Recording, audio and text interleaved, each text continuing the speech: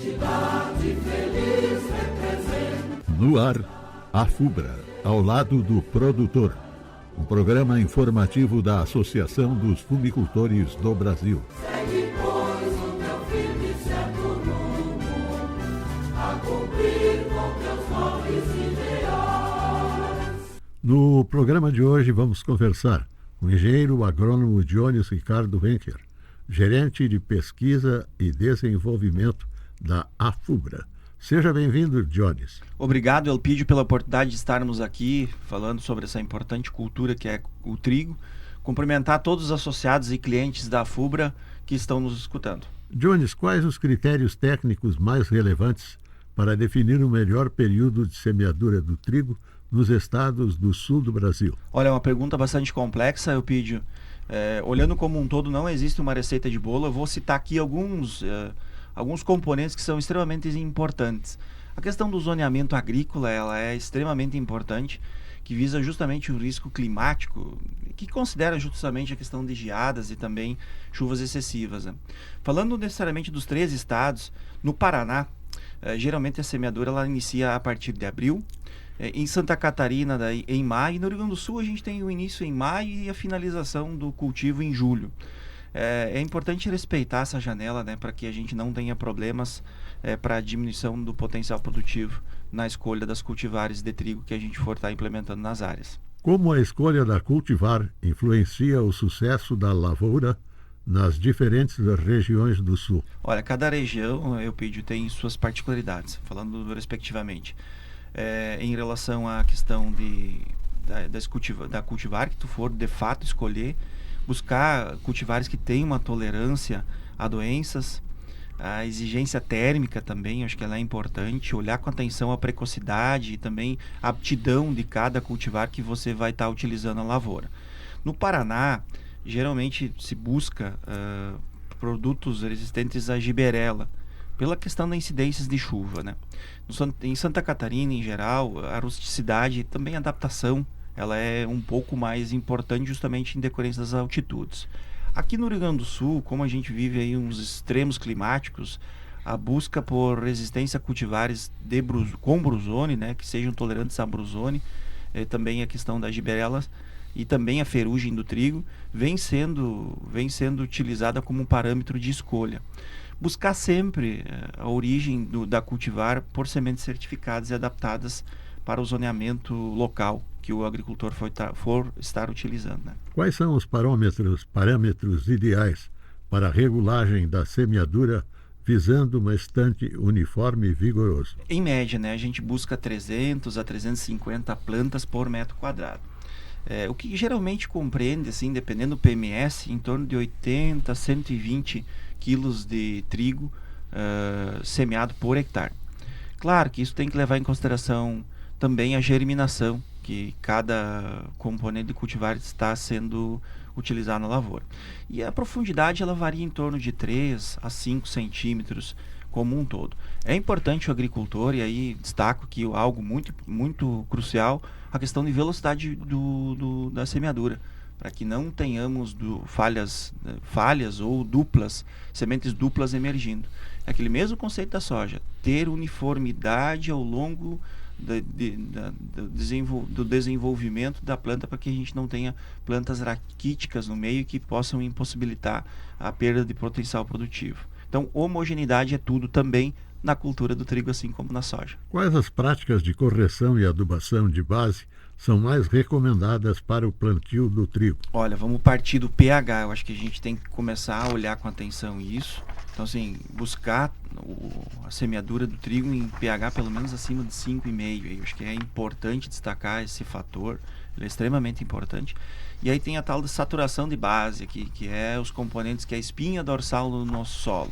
Então, acima principalmente de 60. Acho que é importante levar em consideração o alimento que estará disponível para o trigo. A adubação, na maioria das vezes, ela é feita em cima da análise de solo. Então, se o agricultor não fez uma análise de solo, né, e não definiu ainda a semeadura do trigo, é importante, de alguma forma ou outra, buscar uma análise de solo junto com o profissional da FUBRA. Em geral aqui, de forma muito ampla, se aplica fórmulas como 8-20-20 ou fórmulas similares.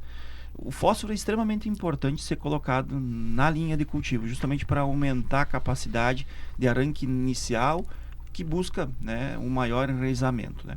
Enquanto o potássio, na maioria das vezes, ele tem uma característica de que de ter um fortalecimento em relação ao estresse hídrico e também uma diminuição da pressão de doenças dentro da cultura. Como deve ser conduzido o manejo do nitrogênio na fase inicial da cultura? Nós buscamos colocar em torno de 20 quilos de nitrogênio. Isso aqui varia, né? Então, para mais ou para menos, em torno de 20 quilos de nitrogênio na linha de cultivo e o restante em cobertura, lá no período de V3 a V5.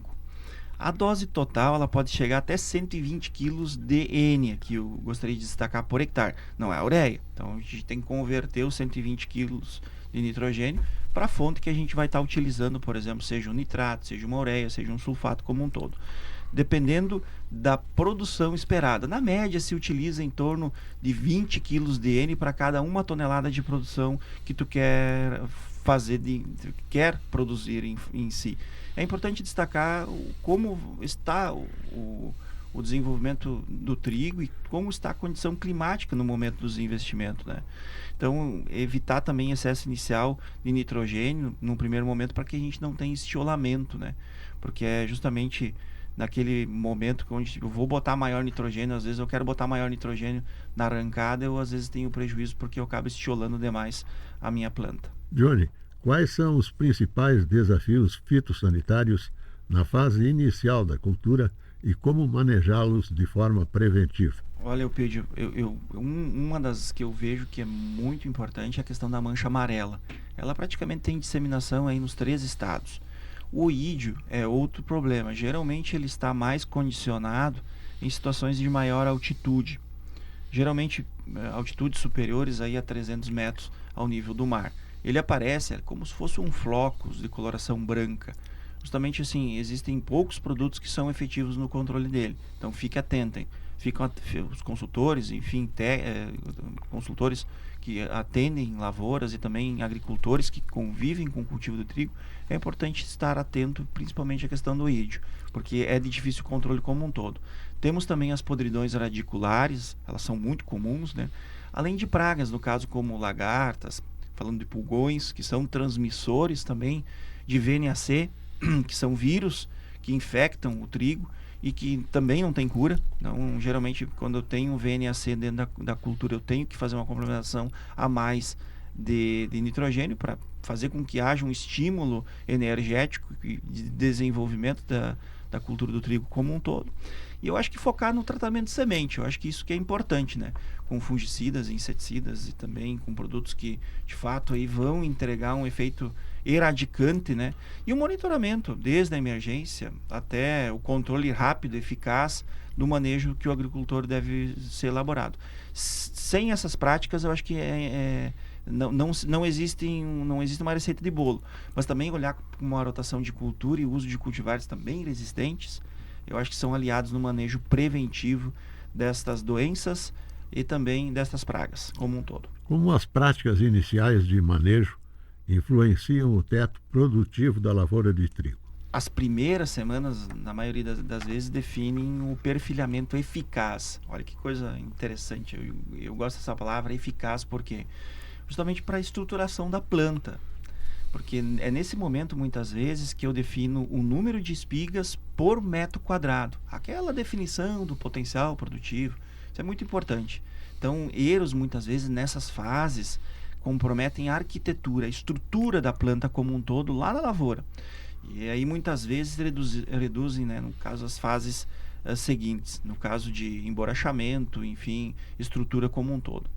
Um bom arranque como um todo inicial, ele maximiza muitas vezes o aproveitamento da adubação e ele garante uma maior expressão do potencial produtivo.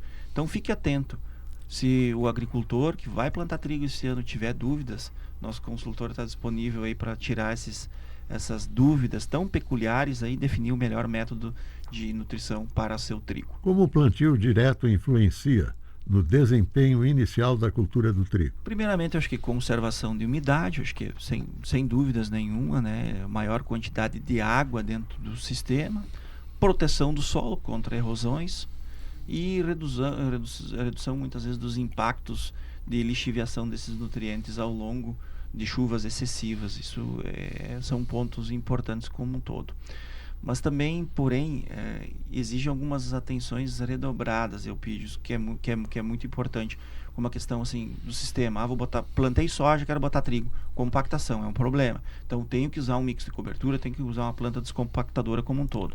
Distribuição da palha no ambiente, né? E a presença de patógenos no solo é muito importante para a questão do monitoramento. Planejar. O ideal é entrar com trigo após as culturas que deixam muitas palhadas estruturadas, no caso, né? E evitar plantas de cobertura que sejam alelopáticas, no caso, para o trigo como um todo. Quais as tecnologias estão disponíveis atualmente para auxiliar no manejo inicial do trigo? As ferramentas hoje como um todo, a gente não pode deixar de citar aqui a agricultura de precisão ou com precisão. E aí não é somente aqueles mapas lá de fertilidade, de observação do pH, dos macro e micronutrientes, mas também a distribuição uniforme, né?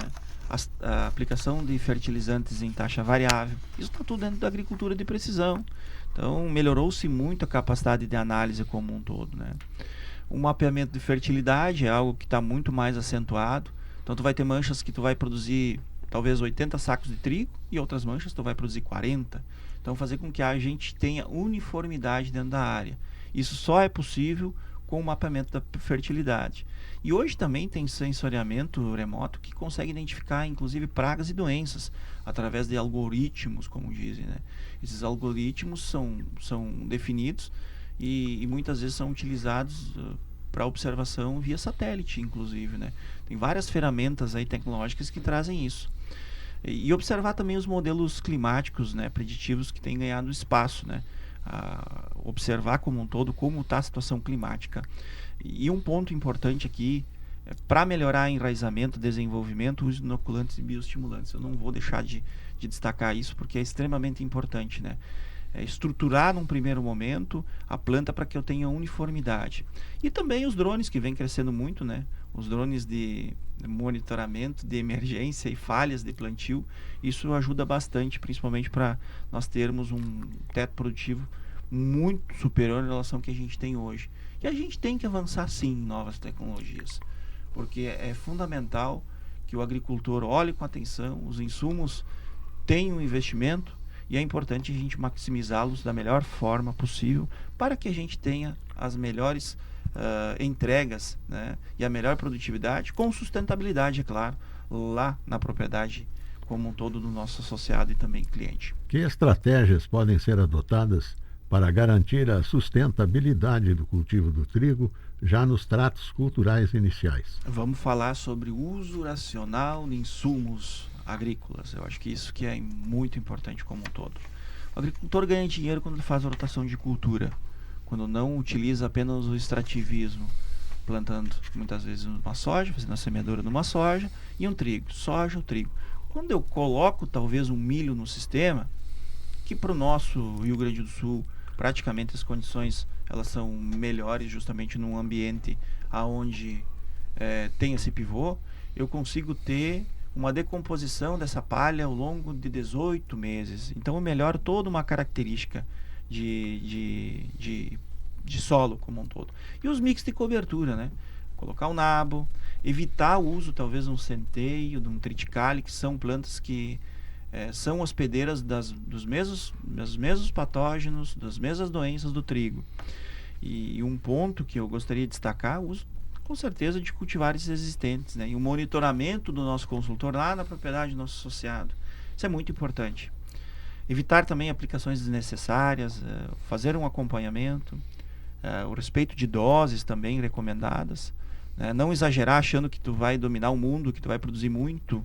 Eu acho que tem que ter um bom senso, adotar práticas conservacionistas na questão principalmente de cultivo, em linha, né? Não ser abaixo e ser acima, né?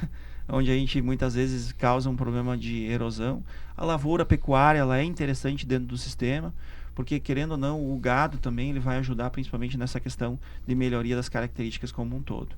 Então acho que como um todo, preservar o solo e buscar longevidade são quesitos que nós como profissionais temos que buscar e o agricultor tem que estar atento. Agradecemos as suas informações, Jones.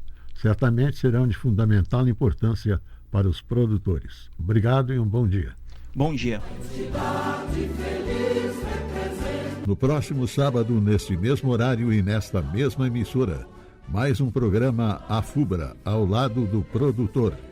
Programa informativo da Associação dos Fumicultores do Brasil. Segue, pois, o teu firme e certo rumo, a cumprir com teus nobres ideais.